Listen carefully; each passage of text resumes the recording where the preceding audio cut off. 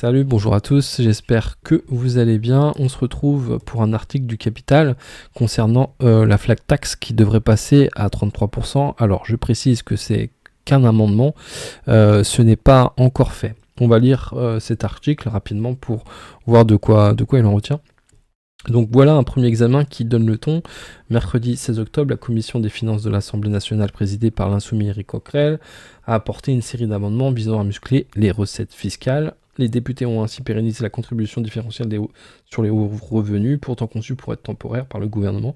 Ils se sont aussi attaqués à la flat tax, c'est ce qui nous intéresse.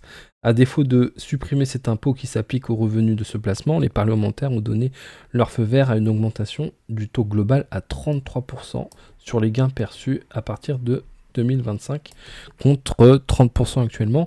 Donc la question que nous on pourrait se poser, ce serait de savoir est-ce qu'il est toujours intéressant d'investir en bourse à partir de 2025 une fois que la flat tax sera à 33%.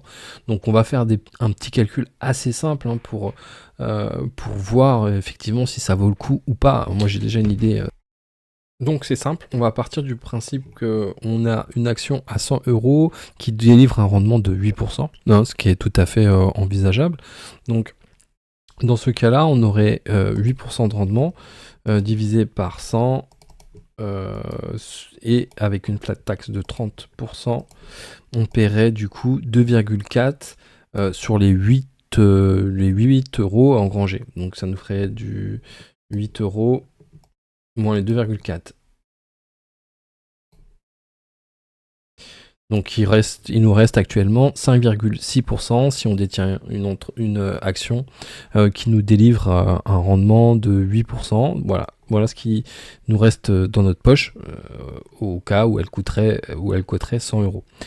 Il nous resterait 5,6 €. Dans le cas de 33%, une plaque taxe à 33%, cela nous donnerait donc du 8 divisé par 100 fois 33, 2,64. Donc 8 moins 2,64. Il nous resterait, après augmentation de la flat tax à 33%, 5,36 €.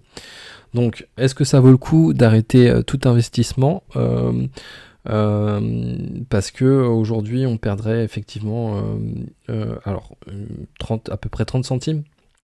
Donc, effectivement, sur le long terme, bien sûr que c'est quelque chose qui pourrait se ressentir. Néanmoins, aujourd'hui, ça vaut plus. Ça vaut vraiment le coup d'investir, même avec une flat tax à 33%. C'est encore plus le moment d'investir, je dirais, et de suivre notre stratégie effectivement d'action sous-évaluée qui verse de dividendes pour vraiment profiter des meilleurs des deux mondes. Donc ça reste très intéressant de chercher des entreprises sous-évaluées qui versent des dividendes. Donc on voit bien qu'un rendement de 8% aujourd'hui vous laisse 5,60 € dans votre poche. Donc ça reste intéressant, même avec une plate taxe de 33%. Donc voilà. Donc ce serait plus grave effectivement si cette flat tax passait à 35%, une augmentation de flat tax jusqu'à 35%, mais là encore ce n'est pas fait, puisque déjà il faudrait qu'elle passe à 33%, ce qui n'est pas encore fait. Voilà, c'était juste pour dire ça. Donc nous cherchons toujours des entreprises sous-évaluées et qui versent des dividendes. Voilà, et c'est une méthode qui fonctionne. On peut voir des dividendes tomber de façon régulière, de façon à se créer nous ce qu'on veut c'est se créer des revenus passifs mensuels qui tombent de façon récurrente chaque mois pour venir soutenir notre salaire. Et voilà, c'est exactement ça qu'on veut. Et c'est pas parce qu'il y a une augmentation voilà, vous voyez, tous les mois de l'année, je gagne quelque chose. Donc c'est pas parce qu'il y a une augmentation de la flat tax à 33% que ça va changer ma stratégie, bien au contraire. Et tout en sachant que si vous avez vraiment peur de cette flat tax, vous pouvez toujours investir sur PEA. Donc oui, je te dis à très vite pour plus d'analyse d'actions, d'entreprises sous-évaluées qui versent des dividendes sur la page Patreon Action s'enrichir. À très vite.